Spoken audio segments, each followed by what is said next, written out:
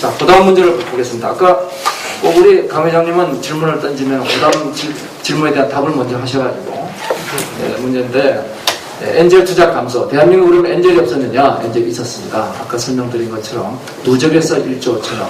2000년도 한 해만 해도 5천억의 대한민국의 엔젤 투자가 이루어졌습니다. 2000년도 한 해만 하더라도. 작년도에 불과 300억의 엔젤 투자가 이루어졌습니다. 이거 숫자 맞습니까? 326억. 예, 326억. 저는 한 자리 숫자밖에 모르겠는데. 자, 그러면 왜 대한민국 2000년도에 그렇게 증가했던 엔젤 투자가 그렇게 15분의 1로 감소했느냐.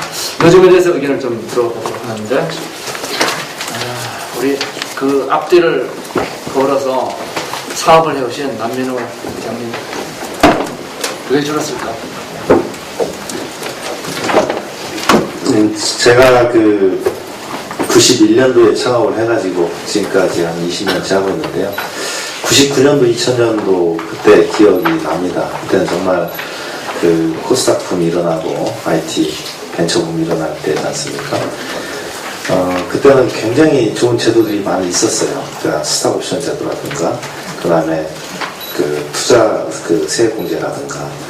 나중에 저희가 그 보니까 저도 이제 그 같이 토론하면서 알게 된 사실인데, 그때 당시만 해도 그 개인이 엔젤 투자를 했을 때 그 30%까지는 그 소득공제를 해줬어요. 근데 어느 날 보니까 이게 10% 줄어있더라고요. 그리고 스탁옵션 제도도 그 혜택이 완전히 줄어져 버렸고요. 기업한테도, 그 다음에 그 스탁옵션을 받는 분들한테도. 그러니까 전반적으로 그 벤처 거품에 대한 어떤 견제라고 할까? 뭐 이런 어떤 그 파이낸스 쪽의 입장에서 이 제도들이 전부 저는 계약이 됐다고 생각을 하고 있거든요. 그래서 우선은 그런 제도적인 그 환경에 그 영향이 강하지 않았을까, 저는 그렇게 보고 있습니다. 네, 마이크 계속 잡고 계시고요. 2001년도에 그 전 세계적인 IT 버블이 붕괴하면서 한국의 벤처 버블이 붕괴했고, 그때 지표를 보면은 코스닥의 주가 지수가 12분의 1로 떨어졌어요. 12분의 1로. 그 안에 많은 요소들이 들어있었겠죠. 자, 그렇다면은 그 당시에 그러한 벤처 버블 붕괴의 가장 본질적인 요인은 뭐라고 보십니까?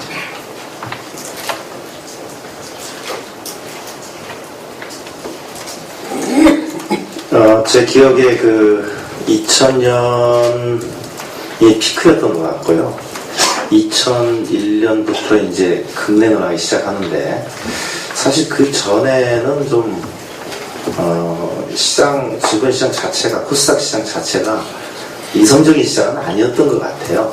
그러니까 뭐 며칠 사이에 10배 이상 주식이 뛰어오르는 그런 것들이 이제 그 사실은 그 개인적인 엔젤 투자자들을 양산해냈고, 그 다음에 입소문으로 야 어디다 투자해가지고 이번에 상장해서 뭐 50배, 100배 뭐 이런 것들이 실제 우리 주위에 소문도 돌고 있었습니다. 그래서 뭐 그런 그 비이성적인 시장의 과열, 이런 것들이 저는 거품이라고 봤고요. 그 후유증이 그 이후에 2001년 이후에 이제 급냉을 하기 시작을 하는데요.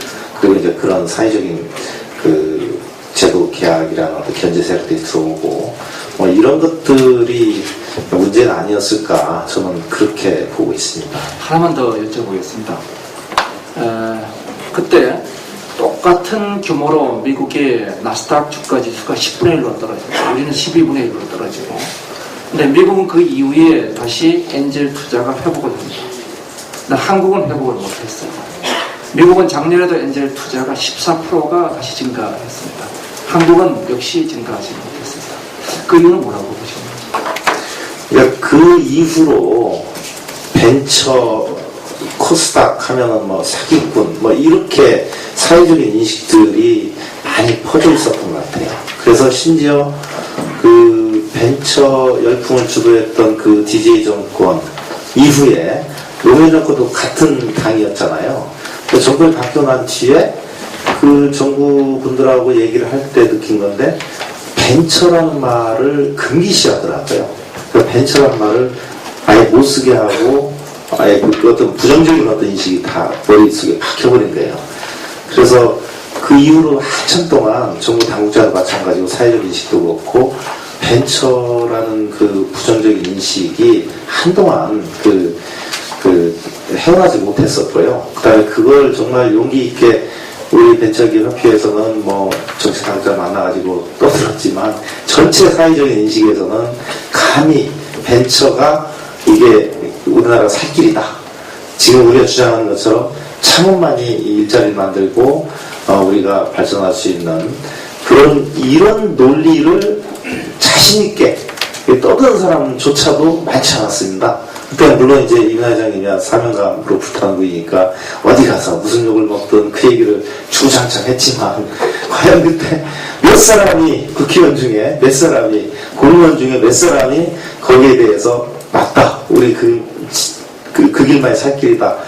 그렇게 해주지는 않는 분위기였던 것 같아요. 근데 어쨌든 간에 그 이후로도 계속 저희들이 주장을 하고 그러면서 노무현 정권 3년차가 되면서 벤처 어게인이라는 것이 다시 그 화두에 올랐고 그 사회적 인식이 많이 개선됐던 것 같아요. 그러면서 이제 많은 그 정책 그 담당하는 공무원분들도 귀를 기울이기 시작했고 그런 정책을 이제 재검토하기 시작했고 그래서 그 분위기가 그 지금까지 쭉 나름대로 이어져 오지 않았을까 그렇게 생각합니다. 그래서 저희 나름대로 벤처기업 협회를 중심으로 해서 그런 어떤 뜻도 없이 그런 메시지를 던지는 것 이런 것들이 어느 정도는 그 효과가 있지 않았을까 그런 사회적 인식이 돌아서야 정말 국회의원들도 혹은 정치하는 분들도 정책 발굴한 분들도 우리 쪽에 그러니까 엔젤 투자, 벤처 투자 이게 얼마나 중요한 건가 이런 거를 그 관심을 갖기 시작한 것 같아요. 어쨌든 미국은 바로 돌아섰지만 한국은 한참 시간이 걸렸던 것 같아요.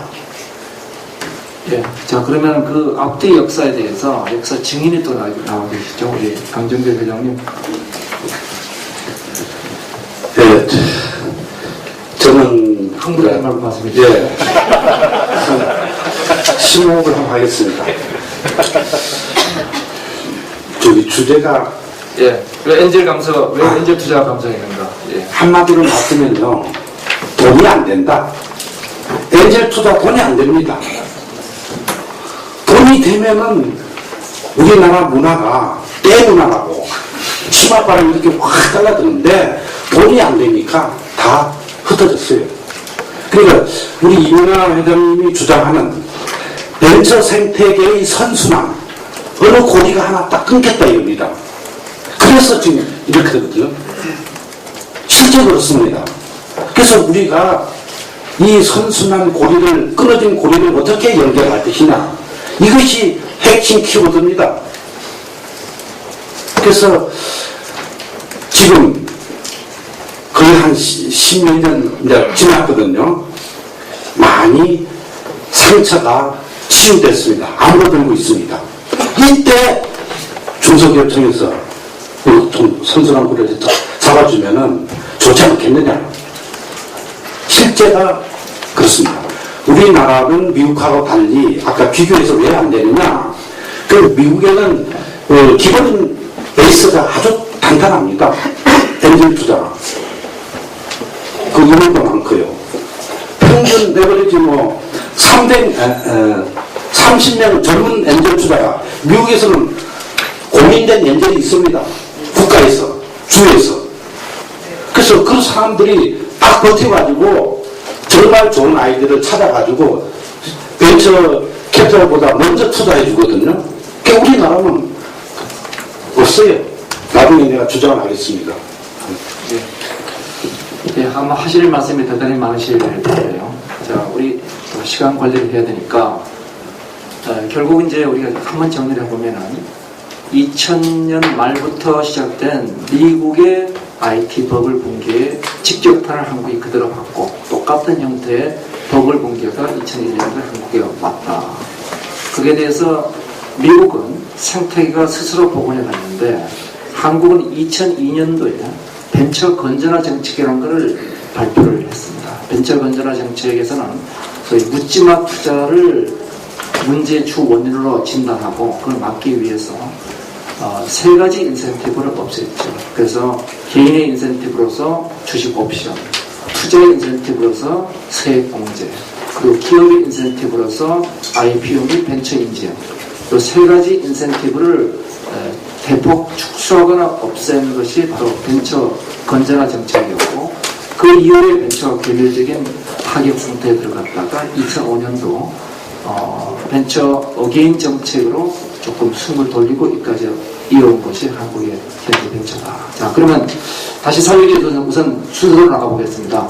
선순환 고리, 우선 선순환 고리의 맨 처음은 어떻게 투자하게 할 것이냐, 투자 인센티브 문제를 좀 바라보도록 하겠습니다.